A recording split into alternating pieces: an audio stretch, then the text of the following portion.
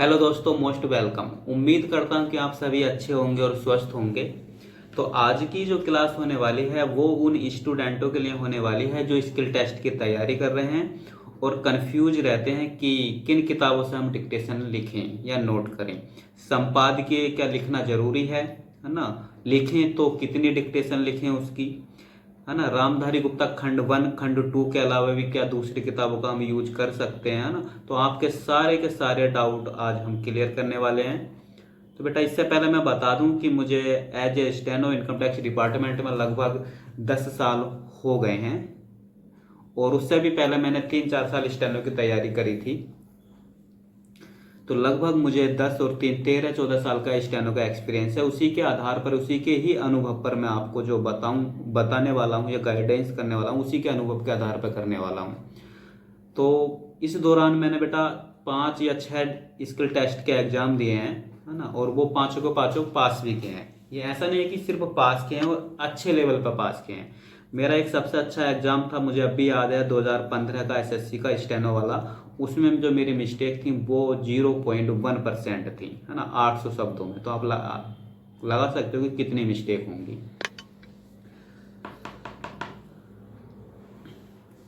तो चलिए मैं आपको बताता हूं कि मैंने तैयारी कहाँ से करी, कैसे करी और किस तरीके से करी। मैंने जो अपना बेसिक किया वो एक ऋषि प्रणाली की बुक है, वहाँ से किया। उसके बाद मैंने जो अपनी आउटलाइनें तैयार करी वो रामधारी गुप्ता की जो बुक हैं, खंड 1 और खंड 2, दोनों को आपको मैं स्क्रीन पे डिस्प्ले कर देता हूँ। ये दोनों किताबें अच्छे से करने के बाद फिर भी मुझे थोड़ा समय मिला तो मैंने एक डिक्टेशन के लिए एक बुक और खरीदी, विशिष्ट डिक्टेशन करके, है ना? इसका भी पिक मैं आपको डिस्प्ले कर देता हूं। मैंने इन तीनों किताबों से अपनी डिक्टेशन की तैयारी करी है। मैंने एसएससी के एग्जाम भी दिए हैं और यूपी गवर्नमेंट के भी दिए हैं, है ना? तो 90% 90 से 95% इन्हीं किताबों से मिलते जुलते शब्द मुझे सभी एग्जाम में मिले हैं। बात रही संपादकीय की, तो मैंने आज तक कभी संपादकीय की डिक्टेशन ना लिखी है और ना ही मैंने उससे तैयारी करी है। मैं ये नहीं बोल रहा कि आप भी मत कीजिए। अगर आपके पास समय है, आपने रामधारी गुप्ता खंड 1 खंड 2, है ना, और ये विशिष्ट डिक्टेशन, है ना, ये अच्छे से कर लिया है, आपका अच्छे से एकदम तैयार है और आपके पास समय है, तो आप संपादकीय का भी हफ्ते में 1 या 2 डिक्टेशन लिख सकते हो, है ना? इन किताबों के अलावा भी जो मैंने 1-2 किताब यूज करी है ना, बहुत कम। तो बेटा मैंने 1-2 किताब निबंध की खरीदी थी, है ना? कभी कभार मैं निबंध से भी डिक्टेशन लिख लेता था। उनमें मेरी एक फेवरेट किताब थी जो मुझे बहुत अच्छी लगी, निबंध माला करके। इसका भी मैं चित्र आपको डिस्प्ले कर देता हूं।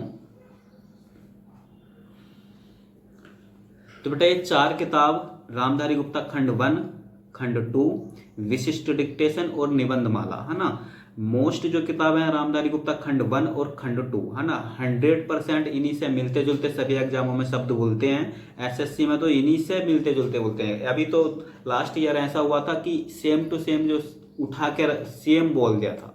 मेरा फ्रेंड बता रहा था, उसका सिलेक्शन हुआ था और वो यहाँ पे ही आया था मेरे ऑफिस में, तो बोल रहा था भैया मेरी स्टेनो की बिल्कुल भी तैयारी नहीं थी, बहुत कम तैयारी थी, करीब मैंने 2 या 2.5 महीने बस स्टेनो सीखा था। तो मैंने बोला इतनी जल्दी कैसे कर ली, पास कैसे हो गए, है ना? तो उन्होंने बताया कि पास हम ऐसा हो गए कि रामधारी गुप्ता खंड 1 जो है ना, वो हमने लास्ट टाइम एक प्रतिलेखन है उसका, वो हम लिख के गए, है ना, और नसीब से वही वहां पर सेम टू सेम बोल दिया, है ना। तो वो सब याद भी था उनको, है ना, और जब लिख के गए थे तो सब कुछ उनको पता भी था, है ना। तो इस तरीके से वो पास हो गए थे। तो मिलते जुलते शब्द तो बोलते ही है ना, वो इधर उधर का घुमा फिरा कर बोलेंगे, शब्द सब उसी से रिलेटेड रहेंगे। रामधारी गुप्ता 1 और रामधारी गुप्ता खंड 2, है ना, खास तौर से रामधारी गुप्ता 1, है ना, ये एसएससी का सारे एग्जाम इसी से बोलते हैं। अगर आप और अच्छे लेवल पर तैयारी करना चाहते हैं तो रामधारी खंड 2 भी आप कर लीजिए, वो कर लेंगे तो बहुत ही अच्छा होगा, है ना। इसके बाद भी अगर आपके पास समय है तो निबंध के लिए भी एक किताब खरीद सकते हो और विशिष्ट डिक्टेशन खरीद सकते हो। अगर फिर भी आपको थोड़ा बहुत आपका दिल संतुष्ट नहीं है कि हमारी तैयारी यार अभी सही नहीं है, तो इसके लिए भी आप हफ्ते में 1-2 संपादकीय लिख सकते हो, है ना। संपादकीय के पीछे हाथ धो के नहीं पड़ जाना है कि हमें बस संपादकीय लिखना है, संपादकीय लिखना है, संपादकीय हो जाएगा तो सब कुछ हो जाएगा, ऐसा कुछ नहीं है। कि आज की क्लास आपके लिए हेल्पफुल रही होगी।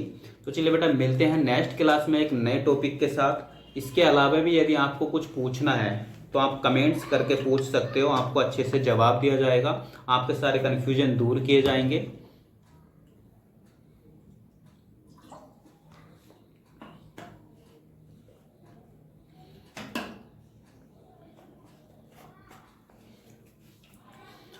आज के लिए इतना ही काफ़ी। चलिए मिलते हैं नेक्स्ट क्लास में एक नए टॉपिक।